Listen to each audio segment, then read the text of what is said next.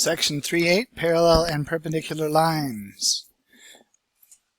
To know about if the lines are in a coordinate plane or parallel or perpendicular, you must analyze the slope. If the lines are parallel, then their slopes are equal. If the lines have an equal slope, then they are parallel. And any two vertical lines, those with undefined slope, are also parallel.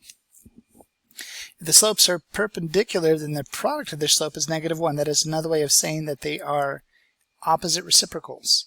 If the slopes have a product of -1, then they are perpendicular. So both of these parallel and perpendicular definitions are biconditionals. Okay? We have written it out as two conditionals.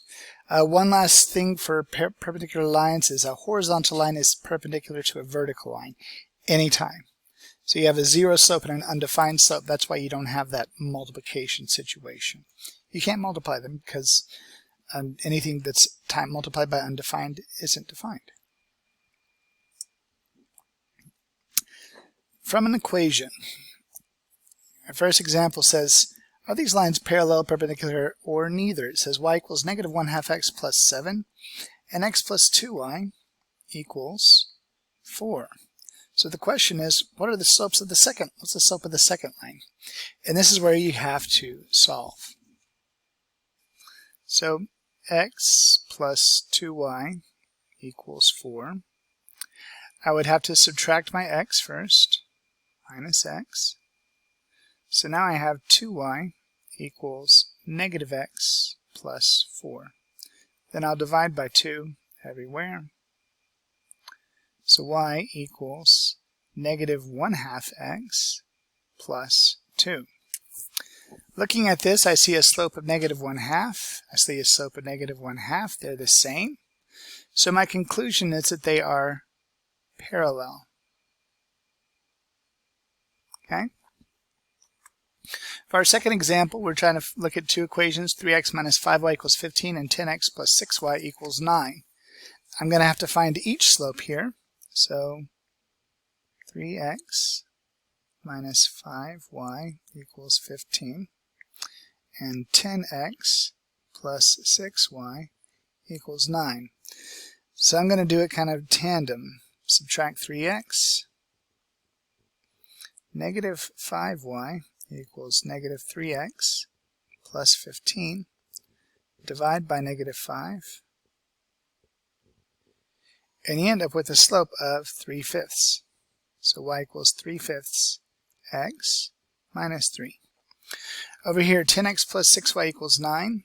I'd subtract 10x. So now I end up with 6y equals -10x plus 9. Divide by 6. Cancels out. Y equals -10/6x plus 9/6. So my two slopes are 3/5 and -10/6. Okay? So to figure this out, I got to multiply my slopes. So 3/5 times -10/6. Top times the top, that's -30. Bottom times the bottom, that's 30. -30 divided by -30 is -1. So these lines are in fact perpendicular. Okay? Moving straight ahead. Identifying from the graph. So we have a couple questions. Is K parallel to L? Is J perpendicular to L? Is J perpendicular to K? So really all I need to do is find out what the slopes are. Okay? So to do this, I can draw I can look at here. I can figure out what my slopes are here from 0 to 2. That's an increase of 2. From -5 to 1, that's an increase of 6. So my slope would be 2/6. Right? Which is the same as 1/3. Okay? On this one, I'll draw my slope up here. That'd be from -3 to -2. That'd be an increase of 1. From -1 to 3, that'd be an increase of 4. So that'd be 1/4. So my slope here is 1/3. My slope here is 1/4. So I'm going to call this m sub k does not equal m sub L. So the line K is not parallel to L. Okay?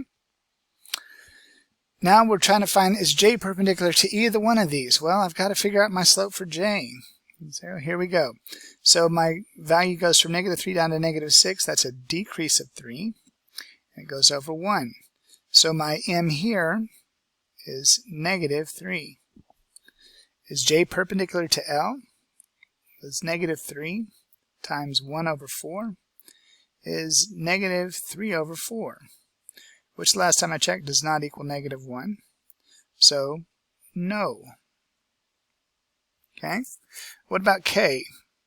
Well, -3 times 1/3 equals -1. So that's a yes. So K is not parallel to L. J is not perpendicular to L, but J is perpendicular to K. All right. Last but not least, writing equations of parallel and perpendicular.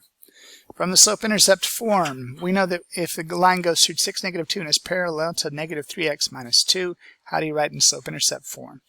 M equals -3, same slope, so y equals -3x plus b. That's our slope-intercept form. If I substitute, I'm going to use this value here. So x equals 6 and y equals -2. So I'm going to do a straight substitution. -2 equals -3 times 6 plus b. See what happened there? I substituted my x value and my y value into that equation. I'm going to rewrite it. That's -2 equals -18 plus b. Okay? Now to solve this, I'd have to add 18 to both sides, right? So what do we get? -2 plus 18 is 16. 16 equals b. That's the addition. I don't have enough space. The addition property of equality. Okay? So b is equal to 16. I'm going to substitute that back into my original equation. Y equals -3x plus 16. And we're done. So the equation y equals -3x plus 16 is parallel to -3x minus 2, and it passes through that point 6, comma, -2. Okay? Equation of a perpendicular line in point slope form. Our point slope form. Fun, fun, fun. Our line here is y minus 1 is equal to 2/3 times x minus 7. There's our slope, 2/3.